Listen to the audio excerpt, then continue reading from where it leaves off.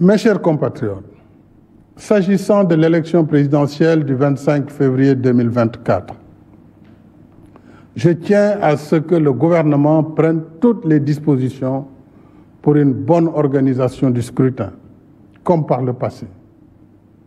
En ce qui me concerne, j'ai suivi avec beaucoup d'attention et d'émotion les différentes manifestations de soutien à ma candidature pour un second quinquennat. La dernière étant celle des 512 maires et présidents de conseil départemental sur les 601 que compte notre pays.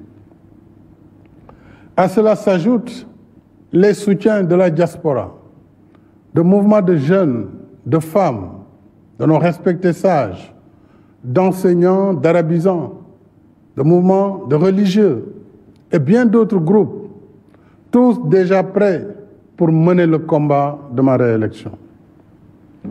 À tous ces compatriotes, je voudrais exprimer ma profonde gratitude en réservant une mention spéciale et toute particulière à la coalition Benno Bokk Yakaar, à mon parti, l'Alliance pour la République, et à la grande coalition de la majorité présidentielle.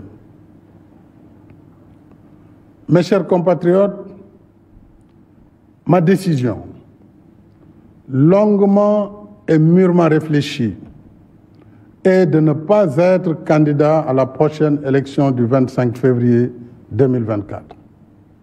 Et cela, même si la Constitution m'en donne le droit.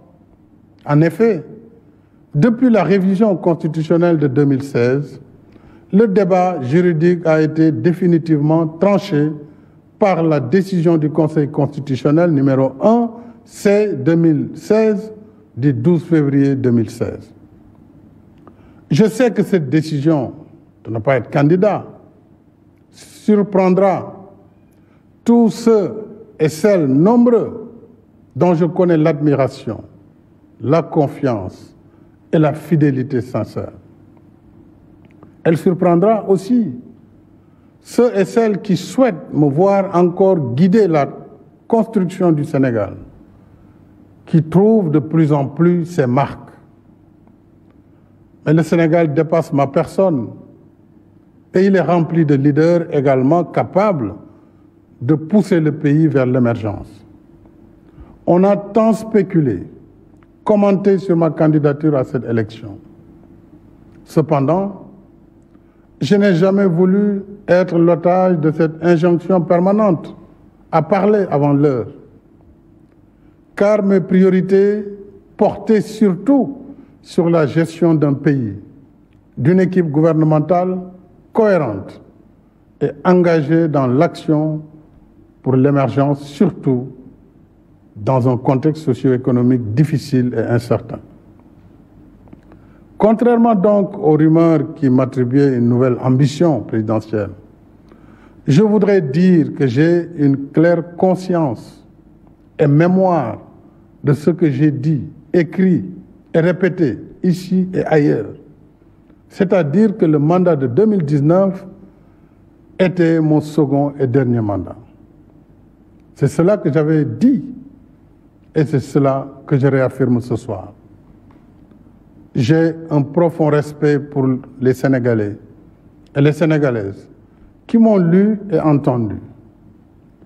J'ai un code d'honneur et un sens de la responsabilité historique qui me commande de préserver ma dignité et ma parole. Je rends ici un hommage à mes prédécesseurs, les présidents Léopold Sédar Senghor, Abdou Diouf et Abdoulaye Wade, dont les parcours sont bien sûr différents, mais qui ont contribué chacun à construire l'image de ce Sénégal démocratique qu'il faut perpétuer. Je ne saurais faire moins. Et d'ici la transmission du pouvoir au futur président de la République, Inch'Allah, le 2 avril 2024, j'assumerai avec responsabilité et fermeté toutes les charges qui incombent à ma fonction. en vertu du mandat que vous m'avez confié et en étroite cohérence avec mon serment constitutionnel. Je continuerai de consacrer toutes mes forces à défendre sans faille les institutions constitutionnelles de la République, le respect des décisions de justice, l'intégrité du territoire, la protection des personnes et des biens. Je resterai à vos côtés, à votre écoute et au service de la République et de la nation.